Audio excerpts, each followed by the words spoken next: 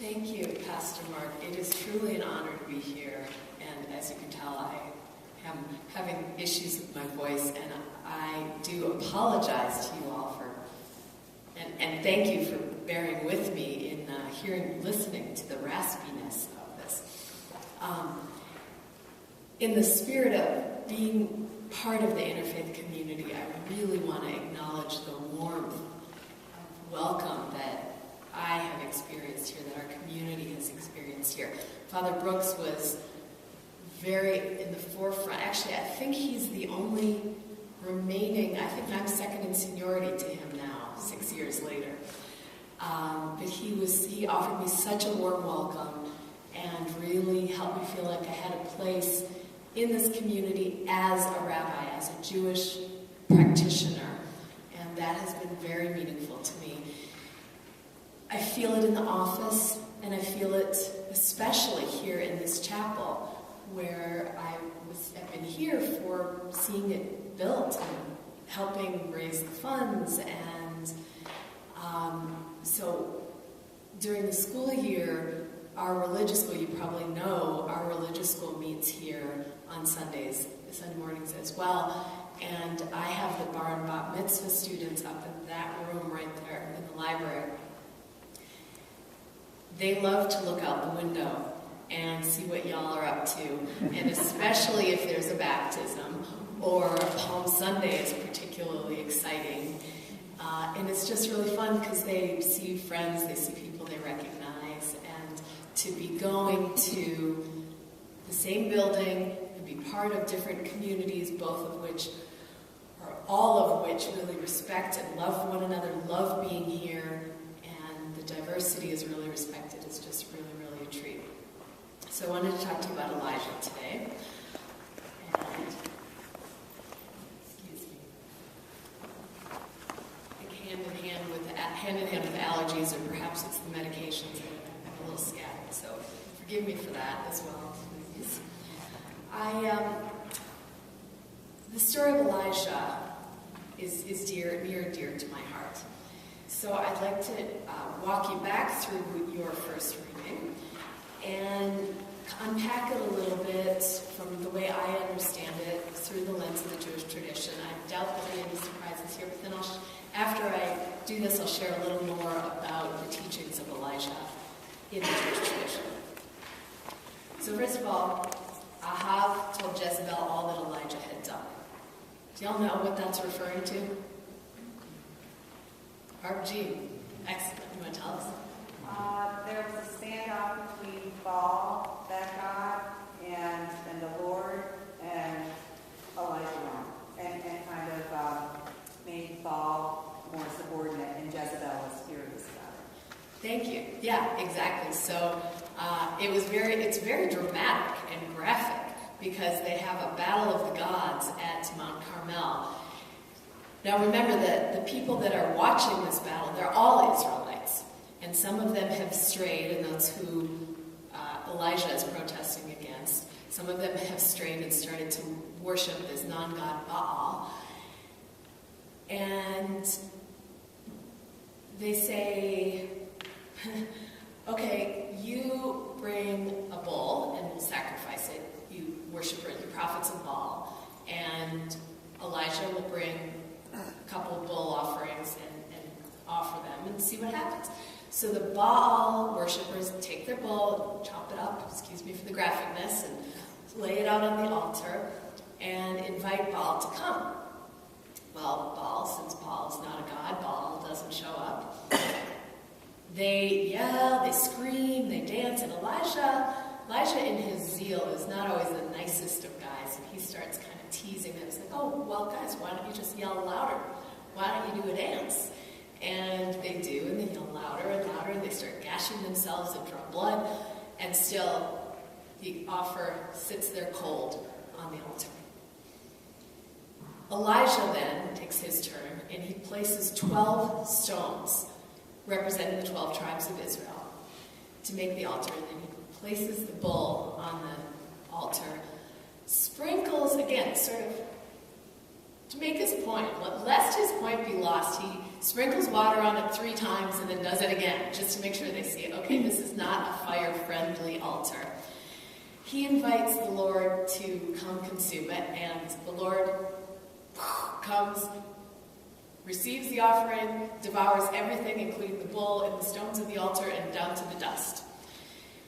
Now, the people there, then, as I understand it, slay all the false prophets of Baal, because they're false prophets, and there's this moment of, oh, now we know, now we see, the Lord is our God, the Lord is one, which is echoes of the 5 books of Moses as well.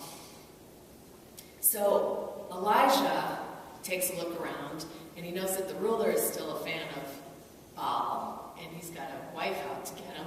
So he gets scared, and he runs off into the wilderness. So that's when this part begins. So Ahab told Jezebel, Ahab is the king, Jezebel's his wife, all that Elijah had done, and how he had killed all the prophets with the sword, all the prophets of Baal. Then Jezebel sent a messenger to Elijah, saying, so may the gods do to me, and more also, if I don't make your life like the life of one of them, i.e. the dead prophets of Baal, by this time tomorrow. So Elijah's not stupid, he runs off. And he prays that he's going to die.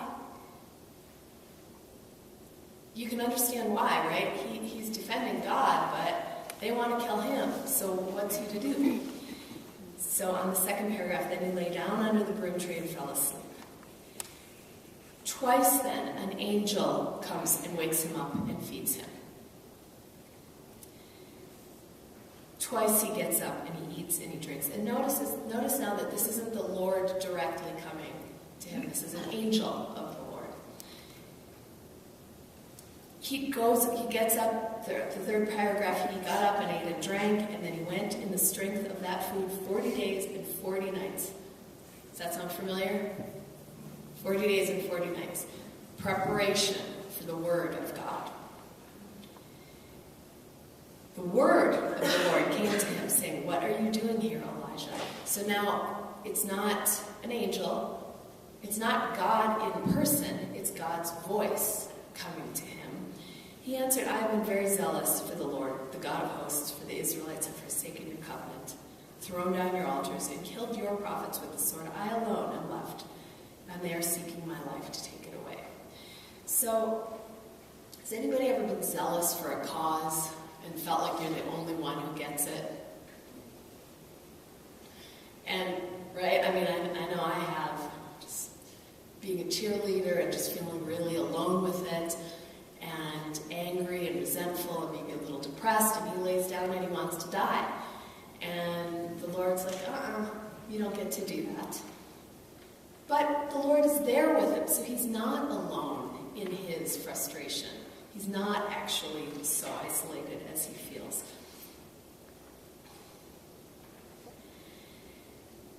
So the Lord says, go out and stand on the mountain before the Lord, for the Lord is about to pass by.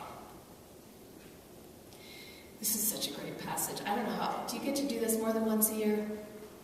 This one passage, it's just, Now there was a great wind, so strong that it was splitting mountains and breaking rocks in pieces before the Lord. That is quite a wind. It sounds like we're close around here, but so strong. But the Lord was not in the wind. And after the wind, an earthquake. But the Lord was not in the earthquake. And after the earthquake, a fire. But the Lord was not in the fire. And after this fire, a sound of sheer silence. Sheer silence is such a beautiful translation. We often use a still small voice. The Hebrew of this presence that's almost like silence, this presence of the Lord, is kol demama daka. Kol is a sound or a voice, and it has two modifying adjectives. Demama means silent or still, and daka means thin, razor thin. It's a visual image, a spatial metaphor that's applied to this silence, and it's sort of an oxymoron, right? It's a sound or a voice that is still and silent and really, really thin. So you get this sense of, hush. You get, when you start to unpack the metaphor, it's this quietness, and God's presence is in that quietness. That's another beautiful one. I hope that we all can relate to the idea that, we have our lives that are very busy, and there's often a lot of drama in our lives, and there's a lot going on, and when might we hear the voice of God is when we quiet ourselves, coming to church, having a meditation practice, quieting the outer circumstances for a little while, but finding a place where that can quiet down, and where we can quiet down and listen to that voice. When Elijah heard it, he wrapped his face in his mantle and went out and stood at the entrance of the cave. This is also an amazing thing, right? Because he wraps his face in the mantle, because we know from Moses' encounter that we cannot see God and live. So if God's really here, Elijah really knows that he must cover himself. What are you doing here, Elijah? And Elijah gives him the same answer twice. Elijah's kind of holding his ground, that he's by himself in his zeal for the Lord. The Lord says, go back out there, you can do it. I'm with you. And the Lord also gives him practical advice. That in the passages, in the sentences that follow this, he instructs him to anoint 2 new kings and anoint Elisha as prophet, as his successor. So that in that small voice is support and also practical wisdom. My hope for us all as we study this is to get some support and some affirmation, listening to that, and also in expecting an answer, and knowing that the answer is probably not in the more drama and the more violence, but in simply seeing and accepting what is there and moving forward with kindness. In the Jewish tradition, Elijah has never died. He goes up, where is this quote? In 2 Kings, a fiery chariot, this is a passage from 2 Kings 2:11. A fiery chariot with fiery horses suddenly appeared, and Elijah went up to heaven in a whirlwind. That's it. It never says he died. He went up to heaven in a whirlwind. He was almost consumed like that offering that he gave at Mount Carmel. So in the Jewish tradition, that has absolutely transformed him into a mythical figure, an angel, if you will. And so I have this wonderful volume, this tome here, Legends of the Jews. And it is filled with stories, filled with delicious tales. Because as I mentioned earlier this morning too, it's I always grew up having this sense that Judaism, this is in my background in a secular school as a Jewish kid in Minnesota and Minneapolis, that Judaism kind of went until the biblical era and then kind of ended theologically. Christianity took it from there. And it's actually Father Brooks who helped me understand that Christians don't necessarily see it that way, because I always thought, that was my bias growing up. But it was also in my adult life that I learned how Judaism grew in parallel to Christianity. And so we have 2,000 years of tradition and teachings and lore and loving that have grown up as Christianity has grown. So I want to read you just one little story about Elijah as angel, if I may.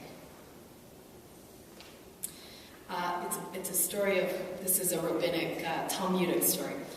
Why was he called, and it often just begins with the middle of something. Why was he called Nahum of Gamzo? Because whenever something untoward befell him, he would declare this too is for good. That's kind of what his name means. It happened once that the Jews, wishing to send a gift to Caesar, deliberated who was to go and decided that Nahum of Gamzo should go because he was one to whom miracles always happened. They sent him with a chest full of precious stones and pearls. On the way, he spent the night at a certain inn. During the night, the innkeepers opened the chest, took all that was in it, and filled it with earth. When he got to Caesar and the chest was opened, they found it full of earth. "The Jews are making a laughing stock of me," said Caesar, and was about to put Nahum to death. Nevertheless, Nahum again said, "This too is for good." Just then Elijah appeared to Caesar, disguised as one of his courtiers, and remarked, "Perhaps this earth is the same kind of earth their father Abraham used. For when Abraham threw earth against an enemy, it turned into swords, and when he threw stubble, it changed into arrows, as it is written, he turns what appears to be earth into his sword and driven stubble into his bow." That's from Isaiah. Now there was one province that hitherto Caesar had not been able to conquer. They tried some of this earth against it and succeeded in conquering it. Then they brought Nahum to the royal treasury, filled his chest with precious stones and pearls, and sent him back with great honor. On his return journey, he again spent the night at the same inn. The innkeepers asked him, "What did you bring with you, that they showed you such great honor?" He replied, "What I had taken from here, the same I brought there." Hearing that, the innkeepers tore down their inn, took some of its earth to Caesar, and said, "The earth that was given to you by Nahum was brought from our land." When the earth they brought was tested, and nothing of the aforementioned qualities was found to be in it, the innkeepers were put to death. So that's one example. A lot of the stories about Elijah are kind of bait and switch, tricky. He comes through. He shows up when he's not expected in various disguises, and has always had something interesting to teach. He also shows up at many of our life cycle rituals. He shows up at our Brit Milah, the circumcision ceremony when a boy is 8 days old. At that ceremony we have literally bring in a chair that's called Elijah's chair. And there are, in Jewish tradition, there's always a bunch of reasons why we do anything. But two of them are, one is that because Elijah, in the story we just read right here, doesn't believe that the Jews will keep the covenant, then he gets to go to every single Brit Milah. That means a circumcision of entering into the covenant for the rest of eternity as his reward or punishment or something, to show Elijah. And the other reason is, and I know our traditions share this, he's the harbinger of the messenger, and that's from a quote from the book of Malachi about Elijah being the herald or the harbinger of the world, of the Messiah. So for every child who's circumcised and brought into the covenant, this could be the one, this could be the Messiah, and therefore we invite Elijah to witness and be present. Elijah also appears at our Passover dinner. Many of you have been to a Passover Seder, right? And we pour a fifth cup of wine near the end of the Seder. We pour a wine and open the door to invite Elijah in, because again, we never know when the Messianic era will be coming. We invoke his name at the Havdalah service, which is the end of our Sabbath service. And I guess the last thing I just want to say about Elijah and all the symbolism he has is that in the 20th and 21st century, a lot of our community, the Jewish community, has become very education-oriented, rationalistic, very much both feet in the modern world. And so if you ask, most people from my congregation, talk about the Messianic era, they'll be like, I don't know, because it's just not something that we talk about. It's not something that we focus on in our practice and in our tradition. And yet the mystical stories of Elijah and of the world to come permeate all of our rituals. So thank you again. It's truly an honor to have the opportunity to be here with you. And peace be upon you. Peace be with you.